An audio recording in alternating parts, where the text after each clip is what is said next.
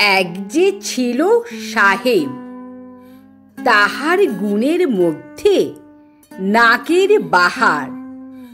তার যে গাধা বাহন, সেটা যেমন পেটুক তেমনি ঠেটা। ডাইনে বললে যাই সে বামে, 3 পা যেতে 2 বার থামে। চলতে চলতে থেকে থেকে খানাই খন্দে পরে বেঁকে।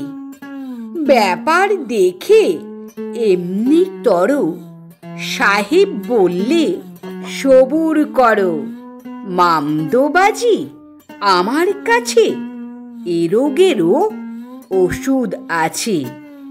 এই না বলে ভীষণ ক্ষেপে গাধার পিঠে বসল চেপে। মূলোর ঝুঁটি ঝুলিয়ে নাকে, আর কি গাধা ঝিমিয়ে থাকে। মূলোর গন্ধে টগবগিয়ে দৌড়ে চলে লম্ফ দিয়ে। যতই ছোটে ধরব বলে, ততই মূলো এগিয়ে চলে। খাবার লোভে উদাস প্রাণে কেবল ছোটে মূলোর টানে।